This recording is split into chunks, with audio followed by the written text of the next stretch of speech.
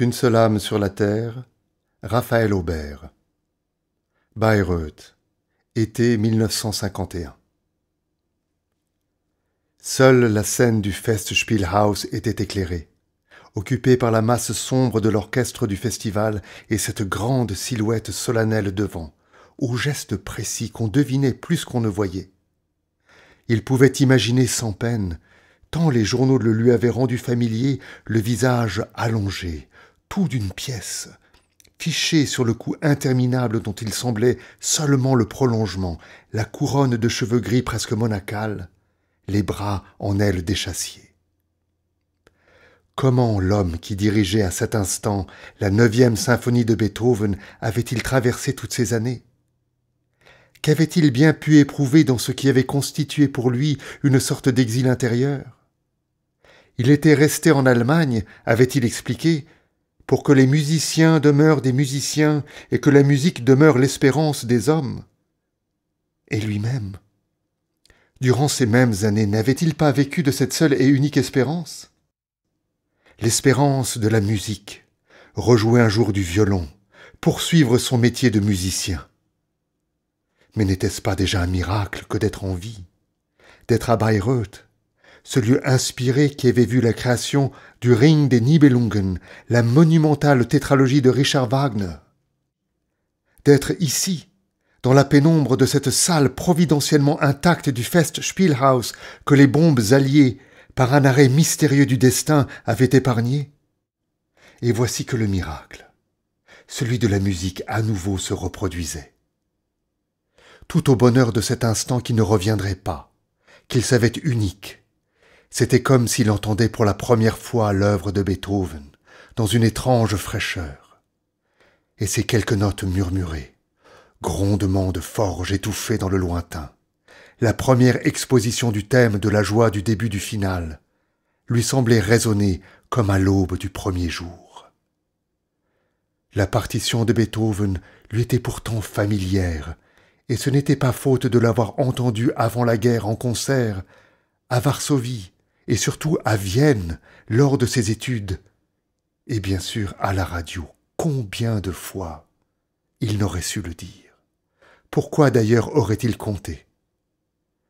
Du dernier concert, il se souvenait néanmoins comme si c'était hier.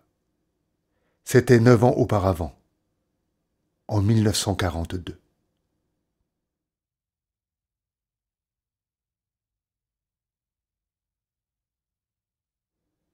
Cernia était un tout petit village, presque un hameau. Une dizaine de maisons, tout au plus, groupées autour du collège avec son unique classe où enseignait Albert, son clocher pointu et son horloge. En manteau, coiffée d'un gros bonnet de laine, la jeune femme les attendait devant la porte. En souriant, non sans laisser voir une certaine anxiété, elle les fit entrer. Malgré le froid de l'hiver plutôt vif, Toutes les fenêtres de la classe étaient grandes ouvertes. L'un des arrivants proposa de les refermer. « Non, non, laissez, répondit Alberte. Je veux qu'on puisse vous entendre chanter. Et ce ne sont pas les autorités qui l'empêcheront. » Elle s'était assise derrière un pupitre au fond de la classe, tandis que les chanteurs, restés debout, s'étaient regroupés devant le tableau noir, tels de sages élèves attendant qu'on les interroge. C'était Antonin qui les dirigeait. Après un moment, passé quelques chants, il crut apercevoir au dehors, dans l'encadrement des fenêtres ouvertes, des silhouettes d'hommes et de femmes, d'enfants et de vieillards qui se dirigeaient vers le collège. Il commençait à comprendre. À mesure que les chants se succédaient, cette petite foule, en réalité seulement quelques dizaines de personnes, s'était agglutinée toujours un peu plus aux fenêtres de la classe. Il pouvait sentir leur présence, silencieuse, attentive, émue. Et peu à peu, lui aussi se voyait gagné par l'émotion. Lorsqu'après le dernier chant, un vieux Noël traditionnel polonais, il se retourna en direction du fond de la classe, là où se tenait Alberte, et la salua en s'inclinant, ainsi qu'il l'aurait fait à l'issue d'un concert, il vit que son visage était devenu très pâle et que ses yeux brillaient d'une étrange façon. Alors il regarda vers les fenêtres, où l'auditoire improvisé n'avait pas bougé. Alors quelques applaudissements, d'abord timides, puis de plus en plus chaleureux se firent entendre. Il salua à nouveau, quand l'un de ses camarades, suivi aussitôt par tout le chœur, entonna « La Pologne n'a pas encore disparu. Tant que nous vivons, ce que l'étranger nous a pris de force, nous le reprendrons par le sabre. » C'était la Mazurek Dąbrowskiego, l'hymne national polonais. Alors Antonin, à son tour, ne put retenir ses larmes, des larmes contenues depuis si longtemps. Au fond de la classe, Alberte s'était levée et le fixait intensément. Ce matin de Noël marqua un tournant dans leur relation, d'autant que l'affaire n'était pas restée sans suite.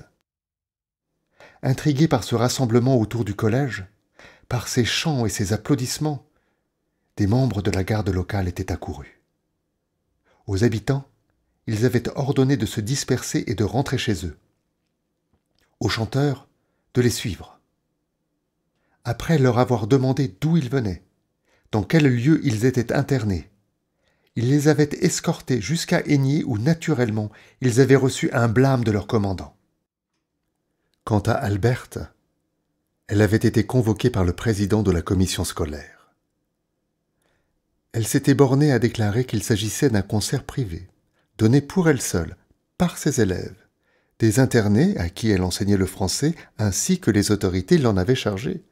Mais, comme il faisait très chaud dans la classe, vous savez comment chauffe le poêle, eh bien, elle avait tout simplement ouvert les fenêtres. Voilà tout. Quel mal y avait-il à cela? Et qui pouvait-elle si des habitants en avaient profité pour écouter?